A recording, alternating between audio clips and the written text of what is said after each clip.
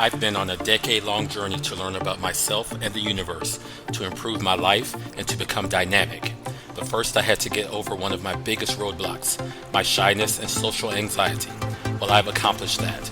I am Max Mitchell, and now I want to invite you on your own personal journey. If you feel you're being crushed by your shyness and social anxiety, and you want to feel confident to finally release your voice, then listen closely and go on your own journey from shy to dynamic. Hello, listeners. Welcome to episode 9 of the Shy to Dynamic podcast. One more to go to get to the magic milestone of episode number 10. I finally figured out how to hook up my nephew's microphone that he gave me at Christmas time, so I guess I'll sound a little different this week. I hope everyone is doing very well this week, and thank you so much for tuning in. So, I remember something I've heard some people say through the years. I haven't heard it lately, but usually when they said this, they were talking about relationships. And what they said to me was, me, I would never settle. But do people really mean it when they say they would never settle? Because that same person would end up dating someone who looks like crap or has an obnoxious personality or someone that didn't really have much to offer. And then they would say that they didn't settle. And I'm thinking, yeah, you did. But in my opinion, it's okay that they did. Because no potential partner is perfect. And no matter who you link up with, they're going to have some issues in one way or the other. So just admit that you settled in some way. It's totally okay to admit that. Truth be told, settling in various aspects of your life is a good thing. And it may be a healthy thing. When you get a new opportunity or find a new great person, does it feel better to A, immediately start looking for something better and deal with the stress and constant yearning for more? Or B, sit back, relax, and focus on all the things that are enjoyable about the current situation and show gratitude for the great thing or things that you have and enjoy the peace and serenity of not having to try to search for something else? I'd say option B sounds better most of the time. Sit back and bask in the joy of it and just enjoy the blessings you currently have. I'm not saying to never strive for more. There is plenty of time to think about making life changes at some point in the future. Just think, if I had never strived for more, I never would have applied for and gotten my new job. So when I say just settle, I just mean enjoy the peacefulness of your current blessings for a while. Don't go to one good job and then immediately start looking for a better opportunity. Don't date someone cool and immediately keep your eyes open for someone better. Give it some time to just sit and enjoy the serenity of it for a while. Give it time to settle and marinate. Find that it's a good situation to stay with. But if you find after some time that it really doesn't work for you, then start looking.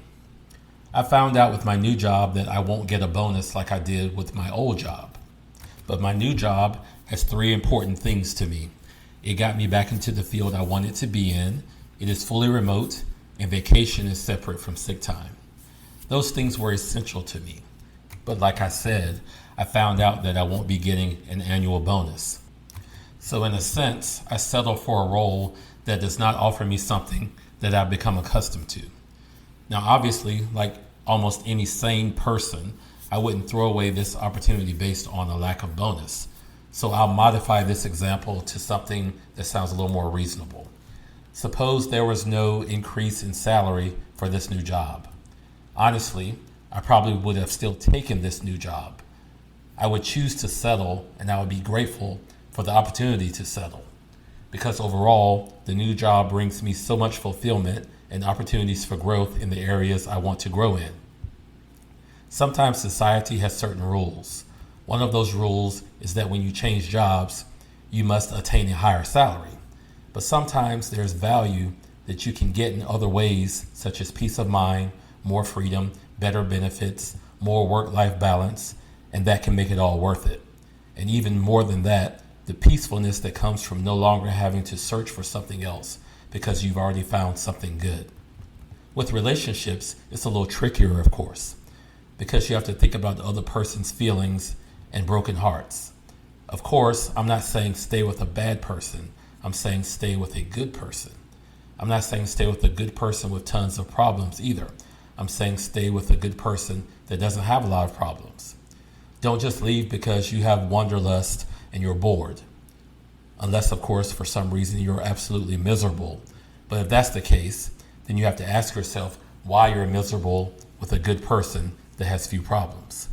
And you have to wonder why you want to leave so bad. Because you know what people say, the grass isn't always greener on the other side. And you have to think about that. Now, maybe you'll get lucky and the grass is greener on the other side, but that's risky. And you'll have to assess that risk and measure the risk you might cause to others and even to yourself. There may be something more exciting on the other side, but what are the benefits of what you have with your current situation? Think about those things and bask in the joy of those things. When I think about this concept, I think about my situation living here in Charlotte. I enjoy this city so much. It has so much to offer, and it really is a dynamic city. There's always a new restaurant or club or store or business opening, always a new building being built. There's always something to do. But the one flaw is that it has the worst road and highway system that I've ever seen in a big city, as I've mentioned before. It only has two interstates that are both on the western/northwestern side of the city. Granted, it does have an outer loop highway that extends fairly far outside of uptown, but of course an outer loop is just that, an outer loop, so it's meant as a bypass more than a connecting highway. For instance, to get to the city's major mall from where I live near uptown, it's a very awkward, windy path, and it isn't any better to try to take a highway because that would double the trip time. Lots of times, I deliberately choose not to attend certain events if they are on certain sides of town because I know it's annoying to try to get there from where I live.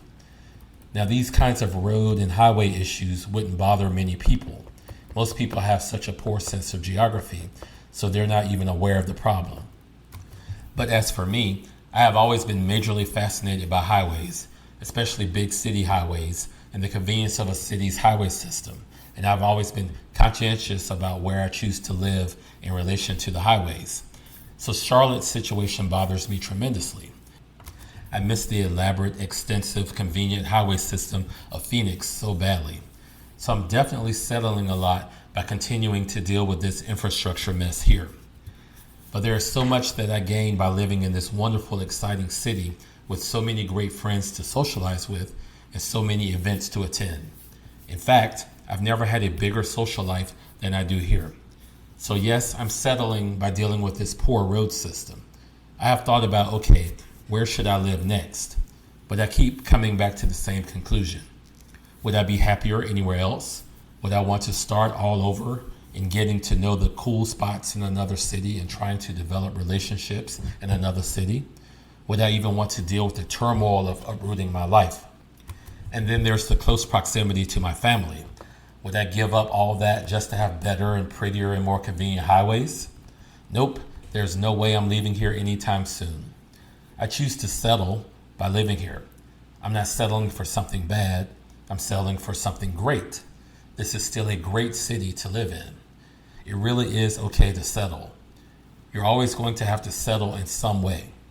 Additionally, by staying here, I get the peace of mind of not having to think about or plan a move to a new place. Now, is that a permanent decision? Will I change my mind at some point? Who knows? But at this point, I choose to settle for something that is imperfect, but is still amazing. And you know that I spoke in the Los Angeles episode that it's okay not to be perfect. And it's okay for other people in your life not to be perfect.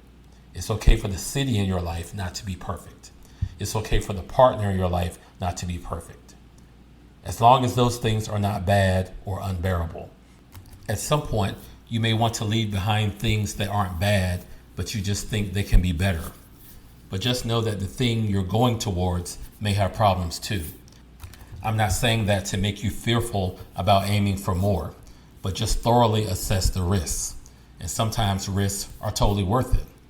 But in the meantime, enjoy and be grateful for the benefits and positive aspects of what you have now. Don't try to rush to the new thing. Like when I decided to leave my old job, I could have dwelled on the things I hated about the old job. I could have said, I can't wait till the new job starts. But no, I didn't want to think like that. I actually enjoyed the easiness of the old job. There was no pressure on me at the end because I knew I was leaving soon. I actually enjoyed kind of slacking off. Not a lot, but a little bit. They actually accidentally took away a lot of my system access too early. So I literally couldn't work for a couple of days. But it was actually something nice to enjoy and treasure that unexpected time off because I didn't take any vacation time in between jobs. There was no need to get upset about the confusion at the end. It was actually pretty great. And when I finally did start my new job, I was happy about that too. Sometimes in life we complain about some things, although if we really thought about it, it's not so bad. My nephew told me the other day when we hung out that he couldn't wait to be fully grown. He wanted a full-time job and wanted to pay bills like a fully grown-up person. I looked at him like he was crazy, of course. I told him that there was plenty of time for all that.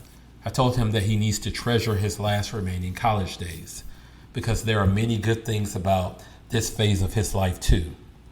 He said that was exactly what his older half-sister had told him. I said, see, I told you, I'm not the only one who thinks that you shouldn't rush ahead to the end of your college days. Because it's not like his college days are miserable. He just believes that being fully grown up is more interesting or more fulfilling or something. So don't try to fast forward the next phase or the next opportunity or to the next person. Dwell on the positive things you're experiencing now. Of course, if you're running out of time to prepare for the next phase, then you may not have the opportunity to relax and enjoy your current situation. But if you have plenty of time, then just enjoy the current moment and chill and be grateful for your blessings. In life, we often aim for higher all the time instead of reflecting on how far we've come. I found a great quote about this from the book Ask and It Is Given by Esther and Jerry Hicks.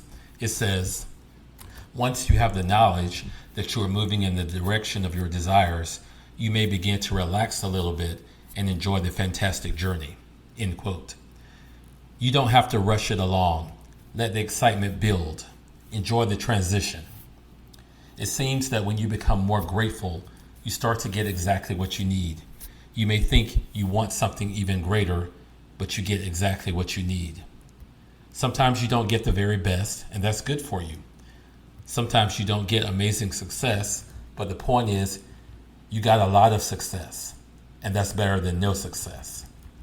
Like if you apply for several jobs and many reject you, but one hires you, and you gripe because that one you got doesn't pay you enough. Guess what? The one that doesn't pay you enough is better than the higher paying job that didn't hire you at all. Settle for that new job, do your best work, and enjoy the journey. You may not get to date that guy with the perfect body, but the one with the average body that you quote unquote settle for may be an even more awesome and wealthy person and will spend his life making you happy and making you laugh. I even applied this principle with this podcast. I was very happy with the number of downloads that the first episode got, but then it started to decline with every episode after that, except one. I used to keep anxiously checking the number of downloads every few hours to the point that I even annoyed myself, and I would get disappointed when I didn't see a big increase. I then thought to myself, suppose I had started with a low number of downloads, but then I had risen to the point I am now. I would probably be thrilled. I decided I needed to stop thinking that when I saw the number of downloads remain the same, that wow, this sucks. I needed to instead think that when I didn't see the number of downloads increase, that I should be grateful. I could say, wow, look at the number of downloads I have right now. It's up from 2 days ago at least, and it's definitely up from last week. When my newer episode didn't achieve a higher number of downloads from the prior week, I needed to think, well, at least it's not 0. At least I've gotten 5 so far. Sometimes in life it's good to not be too successful because maybe the universe doesn't want you to be successful in one area so you can be successful somewhere else. Not getting hundreds of podcast downloads has been an ego check. Remember when I said in the Los Angeles episode that Katy Perry is a musical genius? She even has another uplifting song that relates to this topic as well. So that's 3 weeks in a row. In her song Smile, she sang, I'm so thankful, scratch that, I'm grateful. Had a piece of humble pie, that ego check saved my life. I interpret that line, that ego check saved my life, to mean that her ego was leading her to aim for more and more, but something brought her back down to realize that what she's got is something good, something that she should not give up, something that she should settle for in a sense, and be thankful and grateful for it. And so it is with my podcast. It is important for me to settle for and be grateful for the podcast success I have had. If my podcast had grown astronomically every time and then that suddenly stopped, I'd be obsessed with figuring out why. So in a sense, it's so much more peaceful and comfortable to just have decent or average success and to be simply grateful for that. I can now bask in the joy that I actually created a podcast and I got some listeners. I can be grateful that my sister eagerly anticipates my podcast every week and will even ask me about it when I'm late. That didn't have to happen. That's a blessing to be thankful for, that we bond through this podcast. And I also still get excited when I see that someone from another country or another continent even listen to my podcast. And I can be grateful for that as well. I can now try to figure out what I need to do to increase my reach. I could be all over social media trying to promote it every day. And that's what society tells you to do. Always aim higher and get better and get more. But I choose to just enjoy what I have now. The joy of what I have now is better than the distress of trying to constantly figure out what I need to say or do to increase it. I choose gratitude over mental distress. I originally wanted this podcast to lead to some sort of extra income, but God or the universe chose to pivot my success another way. I was blessed with a new, higher paying job, so the extra income came from a different path. And what's more, I enjoy the new job. So why should I stress myself out about trying to find more and more listeners? I can sit back and enjoy the success I have reached with this podcast and settle for an average number of listeners. You might say that there's no direct correlation between the podcast and the new job I got. But to the universe, it is a direct line because it's all about energy. You think if you put your energy in one place, you'll see it reflected back from the same place, but instead it may flow over somewhere else. You can continue to look for it to come back from the place you put it, but then you'll miss it when it comes from somewhere else. I don't mind settling for a podcast that has fewer downloads because I'm settling for something I still enjoy very much. And if more success comes in the future, all the better.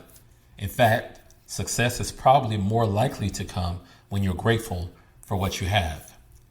Just to be clear, I'm not saying that on your job you should never strive for higher levels of success. It's often a part of your job, in a sense, to get more and more competent over time. So your career is totally different. If you're an entrepreneur and you're broke, of course, you should aim for higher. But if you're in a decent situation already, take some time to be grateful for that. Take a break and enjoy it. Bask in it for a while at least. Then if you know in your heart that you have to have more, your next best thing. But sometimes it's better to end on a high note. I don't watch sports much, so I'm not sure what Tom Brady is doing now.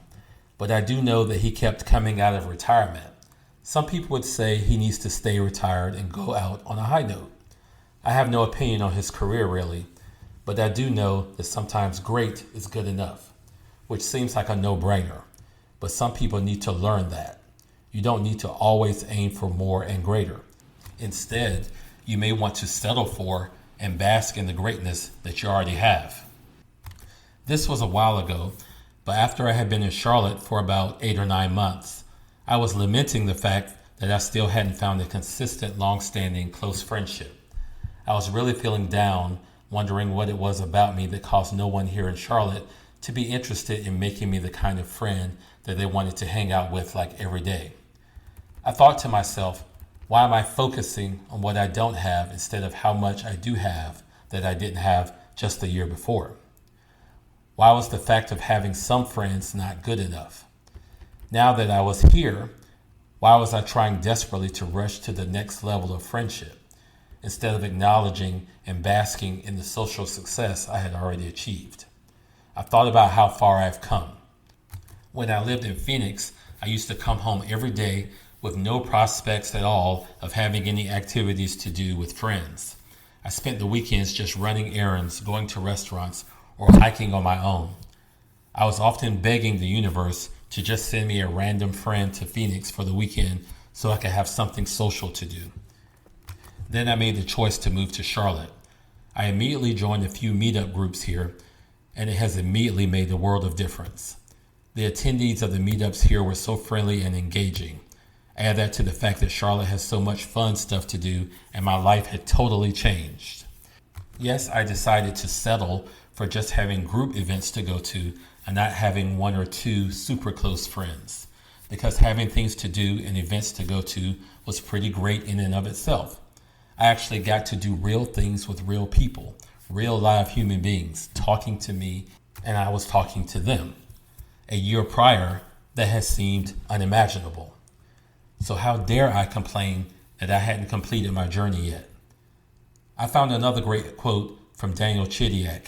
It says, "A wise man never dwells on what he doesn't have. He remains in constant appreciation of what he has already, while being in pursuit of what he wants." I decided to change my thoughts immediately, and I just thanked the universe that I did have a social life now. And once I began to show that gratitude, things quickly began to get better and better. My friendships began to get richer and richer. I am getting closer and closer to my friendship goals. I am enjoying the journey. I am enjoying the present moment while anticipating a brighter and brighter future. This was because I changed my mindset from a griping, complaining one to a grateful and appreciative one. So that's what I have today on this topic of settling, relaxing, appreciating, valuing, and being grateful for things that are already pretty great. Enjoy the success you've already achieved. It's like going to the Grand Canyon, and instead of relaxing, being quiet, and enjoying the view, you focus entirely on perfecting your smile for your selfie that you'll show your friends later. No, you should just chill, relax, and enjoy the scenery for a while. Be grateful for it. And after enjoying it for a while, you can begin to start thinking about what's next. And the next better thing might exist right where you settled. So this week's episode is dedicated to the city of Houston. So what does Houston have to do with settling and enjoying how far you've come? Absolutely nothing that I know of. But just like Dallas, I enjoyed Houston the last time I was there, which was probably 30 years ago. I actually went there to visit a friend named Leslie that I used to know a long time ago. We did not remain in touch, so I wonder how she's doing now. I didn't know at the time that we would lose track of each other, but I feel that I enjoyed and valued her friendship in the moment, and I was grateful that we were friends. I don't remember the city of Houston too well, but my nephew just went there recently, and he loved it so much, he said that that's one of the places he'd consider living. So kudos to Houston. And on that note, this concludes the Houston episode. I had to take off last week to focus on some new job priorities, and I will skip next week as well and reappear on Leap Day, February 29th. So I'll talk to you then. If you have enjoyed this episode and got something useful out of this episode, then please give me 5 stars and write a review. Also, please pass this podcast along to your friends or family or anyone you know that could benefit from it as well. And please contact me if you like. As always, remember to show up and deliver for yourself today and create a new dynamic version of yourself. Thanks so much for listening. Episode 9, the Houston episode, is now done.